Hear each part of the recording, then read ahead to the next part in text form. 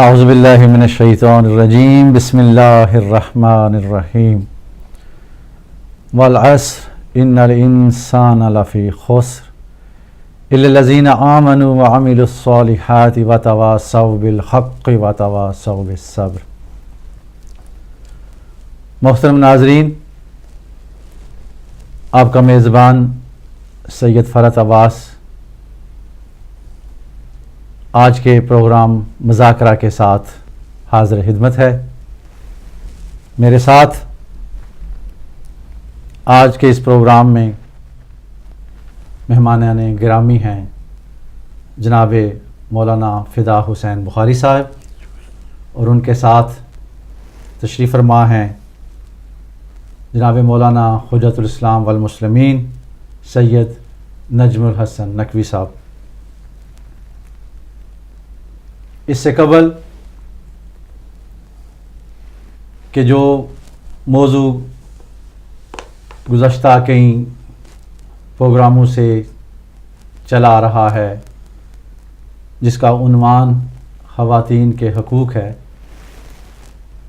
اس کے اگلے سیگمنٹ کا آغاز کریں۔ اس سے قبل میں ایک ہدیہ عقیدت و حضور سرور کائنات حضرت محمد صلی اللہ علیہ وآلہ وسلم نعت کی شکل میں پیش کرنا چاہوں گا، اور اس کے بعد آج کے اس پروگرام جس کا موضوع نکاح منتخب کیا گیا ہے، اس پر علماء اکرام سے مفصل بحث کریں گے، ان سے استفادہ کریں گے۔ سب سے پہلے نعت رسول مقبول صلی اللہ علیہ وآلہ وسلم، اللہم صلی علی محمد وآل محمد۔ اور خدا کا ذکر کرے ذکر مصطفیٰ نہ کرے، خدا کا ذکر کرے ذکر مصطفیٰ نہ کرے، ہمارے منہ میں ہو ایسی زباں خدا نہ کرے۔ خدا کا ذکر کرے ذکر مصطفیٰ نہ کرے، ہمارے منہ میں ہو ایسی زباں خدا نہ کرے۔ اور در حبیب پہ ایسا کبھی نہیں دیکھا، در حبیب پہ ایسا کبھی نہیں دیکھا، کوئی سوال کرے اور وہ عطا نہ کریں، کوئی سوال کرے اور وہ عطا نہ کریں۔ صلی اللہ علیہ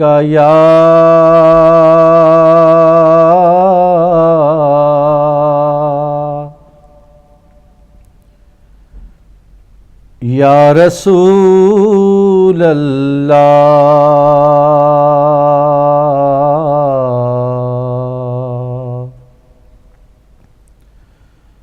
وسلم علیک یا حبیب اللہ۔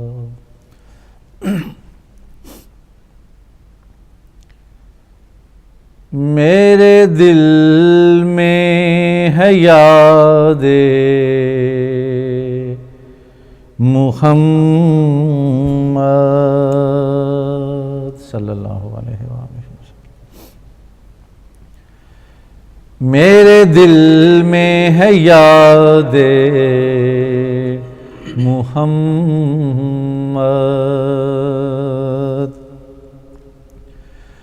میرے ہونٹوں پہ ذکر مدینہ،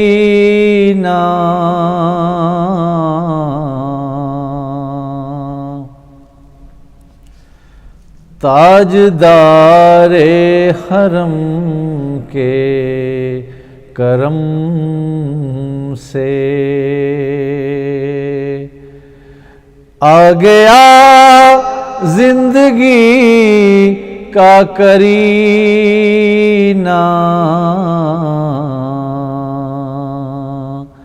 میرے دل میں ہے یاد محمد۔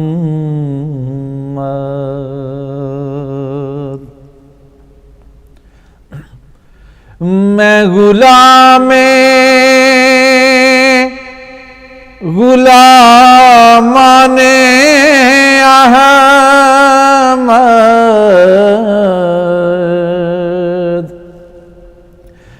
میں سگے آستان محمد، میں غلامان احمد، میں سگے آستان محمد،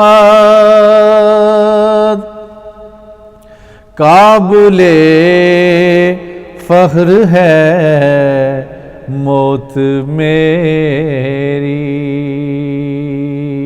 قابل فخر ہے موت میری، قابل فخر ہے میرا جینا،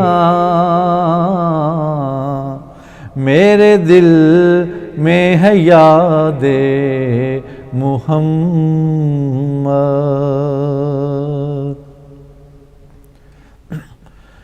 ہر خطا پر میری چشم پوشی، ہر طلب پر عطاؤں کی بارش،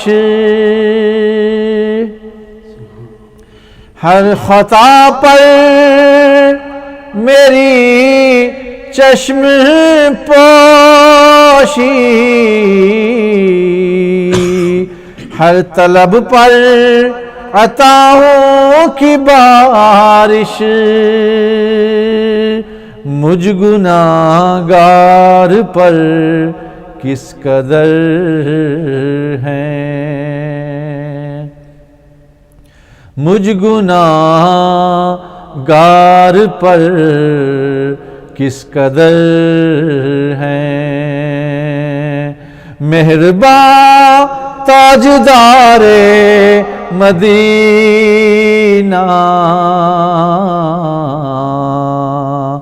مجھ گناہگار پر کس قدر ہیں، مہرباں تاجدار مدینہ،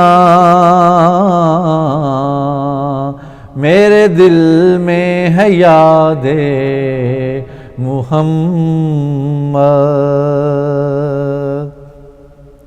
اور مجھ کو طوفان کی موجوں کا کیا ڈر،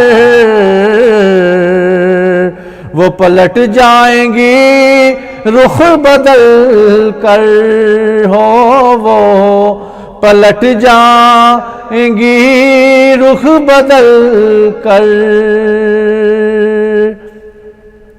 پاس باہیں میرے گھر محمد، پاس باہیں میرے گھر محمد، کیسے ڈوبے گا میرا سفینہ، میرے دل میں ہے یاد محمد، اللہم صلی علی محمد و آل محمد۔ ناظرین، آج کے پروگرام کا باقاعدہ آغاز میں اپنے محترم قبلہ حجت الاسلام والمسلمین جناب مولانا نجم الحسن صاحب قبلہ سے کروں گا۔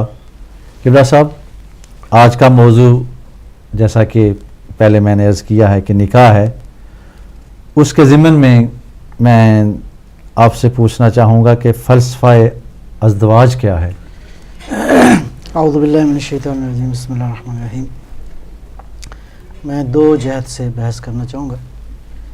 ایک تو جہت یہ ہے کہ اللہ تعالیٰ نے اس کائنات میں جو جو چیزیں بھی خلق فرمائی ہیں بطور کلی یہ ارشاد فرماتا ہے کہ ہم نے مخلوقات میں سلسلہ زوجیت قائم کر دیا ہے، ماشاءاللہ، یعنی حتیٰ نباتات کے اندر بھی یہ سلسلہ موجود ہے، انسانوں کے اندر بھی یہ سلسلہ موجود ہے، حیوانات میں یہ سلسلہ موجود ہے، یہاں تک کہ جو حجر و شجر ہیں ان کے اندر بھی یہ سلسلہ موجود ہے۔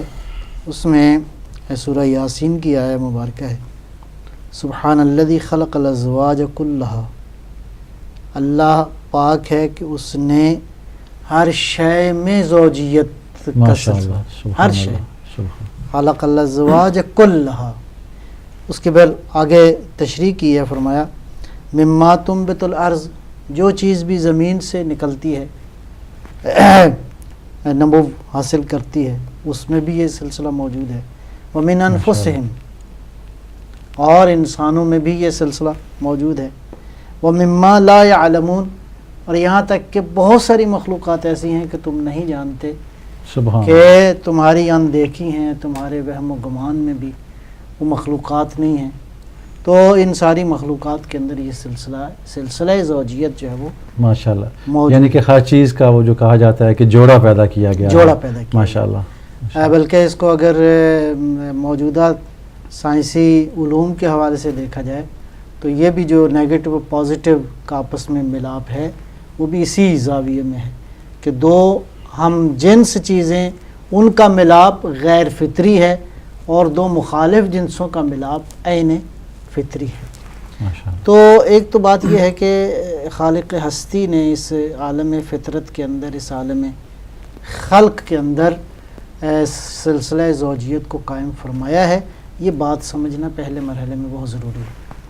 اگلے مرحلے میں بہت ساری چیزیں، بہت ساری خواہشات، بہت ساری چیزیں ایسی ہیں جو فطرت میں خلق کی گئی ہیں، اور اگر ان کا ہم حل کوئی چاہیں تو وہ بھی فطری ہونا چاہیے، اگر غیر فطری ٹریک سے اس کو حل کریں گے تو وہ درست نہیں ہوگا سوائے نابودی اور تباہی کے۔ اسباب مثال میں عرض کرتا ہوں، انسانی وجود میں فطرت نے بہت ساری چیزیں رکھی ہیں، مثال کے طور پر بھوک کا احساس ہے، پیاس کا احساس ہے، مختلف جذبات ہیں، احساسات ہیں، محبت کا جذبہ ہے، اسی طرح نفرت کا جذبہ ہے۔ تو یہ جو مثال مثلا بھوک جب لگتی ہے تو کیا بھوک کو مٹانے کے لیے فطرت یہ کہتی ہے کہ فطری راستوں کا انتخاب کرو؟ اب بھوک کو مٹانے کے لیے فطری راستہ یہ ہے کہ کسی پہ ظلم نہ کرو، فطری راستہ یہ ہے کہ جائز طریقے سے چیز اپنا خوراک جو ہے وہ حاصل کرو، روزی کماؤ۔ تو ان فطری راستوں سے جاؤ، جا کے اپنی اس بھوک کو مٹانے کے لیے جو ہے وہ انتظام کرو۔ نتیجتاً سیکس یا غریزہ جنسی یا یہ بھی چیز اللہ تعالیٰ نے فطرت میں وضعیت کر دی ہے۔ جب فطرت میں وضعیت فرما دی ہے تو اب ضرورت ہے کہ فطری ٹریک سے اس کے حل کی طرف آپ جائیں۔ جب غیر فطری راستوں سے آپ جائیں گے تو نتیجہ تباہی اور نابودی ہوگا۔ لہذا چونکہ فطرت نے ایک چیز رکھی ہے، اور جب ظاہر ہے کہ انسان ایک خاص سن میں پہنچتا ہے تو یہ غریزہ جو ہے وہ جوان ہو جاتا ہے، اور بہرحال انسان کو چاہیے کہ اس کا کوئی فطری علاج تلاش کیا جائے۔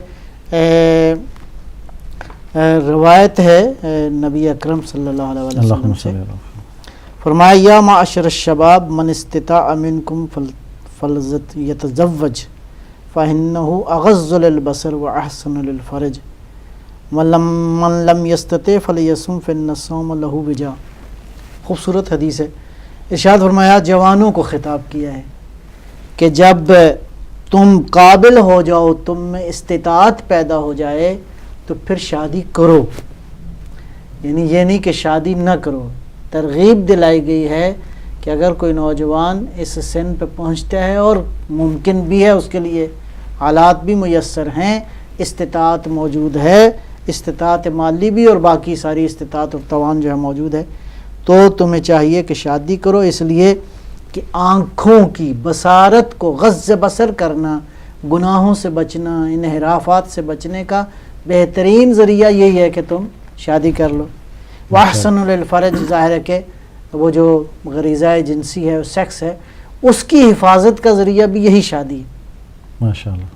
اچھا، آگے روایت کا ایک اگلا جملہ یہ ہے کہ اگر تم نہیں کر سکتے تو کیا کرو؟ غیر فطری راستہ اختیار نہ کرو. بھوک مٹانے کے لیے کسی دکان پہ جا کے ڈاکہ نہ ڈالو، کسی دوسرے کے جا کے گھر پہ مطلب جا کے اس پہ وہ چوری نہ کرو. یعنی غیر فطری راستہ بے راہ روی کا شکار نہ ہو جاؤ. پھر یہ ہے کہ اس کا ایک راستہ یہ ہے کہ اگر نہیں کر سکتے تو روزہ رکھو. روزہ رکھنے سے انسان اس قوت پہ قابو پا سکتا ہے. نتیجتاً یہ جو ایک دوسرا جو میں نے نقطہ عرض کیا وہ یہ ہے کہ فطرت نے چونکہ یہ چیزیں رکھی ہیں.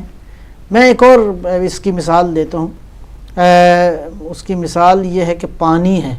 پانی کی فطرت میں خالق نے رکھا ہے کہ یہ بہتا ہے، اور بہنے کا مطلب یہ ہے کہ اس کو ٹریک چاہیے چلنے کے لیے، اس کو راستہ چاہیے، ندی کی شکل میں، نہر کی شکل میں، دریا کی شکل میں، چھوٹی چھوٹی کیا کہتے ہیں کیاریوں کی شکل میں. پانی کو جب آپ راستہ نہیں دیں گے تو کیا کرے گا؟ اس نے تو بہنا ہے. یہ نہیں کہ اب وہ رک جائے گا. انسانی عقل کا تقاضا یہ ہے، فطری طریقہ کار یہ ہے کہ اس پانی کے بہنے کے لیے آپ اس کو ٹریک دیں. آپ ٹریک نہیں دیں گے تو وہ کیا ہوگا؟ بہے گا، اور جب بہے گا تو پھر نابودی اور تباہی اور بربادی لے کر آئے گا. لیکن یہی پانی اگر آپ اس کو ندیوں میں، نالیوں میں، دریاؤں میں، نہروں میں تقسیم کر دیں گے، اس کو راستہ دیں گے تو وہ کیا کرے گا؟ تباہی نہیں کرے گا، تمہیں سبزہ دے گا، ہریالی دے گا، پھل دے گا، زندگی دے گا، حیات دے گا. نتیجتاً یہی ہے، یہ غریزہ جنسی جو ہے اس کو بھی کنٹرول کرنے کا جو بہترین راستہ ہے وہ شادی ہے. اب شادی کے جو بنیادی طور پہ فلسفہ اور مقصد ہے، میں فی الحال ابھی اختصار کے ساتھ اس کی طرف جاؤں گا. اس میں جو ایک آیہ مجیدہ معمولاً کافی تلاوت بھی کی جاتی ہے، سورہ نور کی آیت ہے، بسم اللہ الرحمن الرحیم، وَأَنكِحُوا الْأَيَامَ مِنكُمْ وَالصَّالِحِينَ مِنْ عِبَادِكُمْ. یعنی شادی کرو ان بچوں کی جن کی شادی نہیں ہوئی، جو وَالصَّالِحِينَ مِنْ عِبَادِكُمْ، یعنی جو بنیادی ترین ہے ازدواج کا، رشتہ ازدواج کی جو بنیادی ترین شرط کہہ لیں، بنیادی ترین جو حکمت کہہ لیں، وہ یہ ہے کہ صالحین کا قرب آپس میں ہو. یعنی اگر اس بحث کو ہم اس انداز سے دیکھیں کہ جب آپ رشتہ تلاش کرنے جاتے ہیں تو آپ کی نظر مادی معاملات پہ بنیادی نہ ہو. بنیادی جو نظر ہے وہ آپ کی اصل دین و دیانت ہے، وہ وفا اور مہربانی ہے. وہ اگر دونوں کے درمیان وہ چیز پائی جاتی ہے، دیانت پائی جاتی ہے، دینداری پائی جاتی ہے، خدا کی اطاعت کا جذبہ موجود ہے، نبی اکرم کی اطاعت کا جذبہ موجود ہے، اہل بیت کی محبت موجود ہے، تو اس کا مطلب ہے یہ طرفین بہتر زندگی بسر کرنے کے قابل ہیں. لہذا بنیادی ترین جو ایک تو وہ انسان انحرافات سے بچتا ہے، دوسرا جو بنیادی ترین جو بحث کی گئی ہے وہ یہی ہے کہ یہ رشتہ ظاہر ہے کہ اس کے نتیجے میں اللہ تعالیٰ انسانی سماج کو اور انسانی نسل کو کی بقا کا سلسلہ اس نے رکھا ہوا ہے. لہٰذا پہلا مرحلہ تو یہی ہے کہ فطری راستے تلاش کیے جائیں. اگلا مرحلہ یہ ہے کہ نیک اور پاکیزہ انسانوں کا آپس میں ملاپ ہونا چاہیے تاکہ آنے والی نسلیں جو ہیں وہ ہم انسانی سماج کو واقعاً ایسے نمونے دے سکیں جو کہ نایاب اور بے نظیر. ویسے بھی قبلہ یہ کیسے ممکن ہے کہ اللہ تعالیٰ کی ذات نے ایک چیز انسان کی فطرت نے رکھی ہے اور پھر اس کے لیے اس نے کوئی مناسب اس کا حل، اس کو رستہ متعین نہیں کیا. یعنی اس ساری کائنات کے اندر حاکم شعور اس بات پہ دلالت کر رہا ہے کہ اگر اس نے وجود بخشا ہے اور اس وجود کے اندر ہمیں نظم نظر آتا ہے، جمال نظر آتا ہے، حسن نظر آتا ہے، شعور نظر آتا ہے، نظم نظر آتا ہے، آرگنائزیشن نظر آتی ہے، ایڈمنسٹریشن نظر آتی ہے، پلاننگ نظر آتی ہے، منصوبہ نظر آتا ہے، تو یہ کیسے ممکن ہے کہ ساری کائنات جو منصوبے کے ساتھ بنی ہو اس نے مخلوقات کے لیے کوئی منصوبہ نہ دیا ہو؟ ماشاءاللہ ماشاءاللہ. تھوڑی دیر کے لیے ہم بریک پہ جا رہے ہیں. بریک کے بعد ہم دوبارہ واپس آئیں گے. امید ہے کہ آپ اس پروگرام کو سے لطف اندوز ہو رہے ہوں گے اور اس علمی بحث سے استفادہ کر رہے ہوں گے. ہمارے ساتھ رہیے گا, ہم ابھی واپس آ رہے ہیں.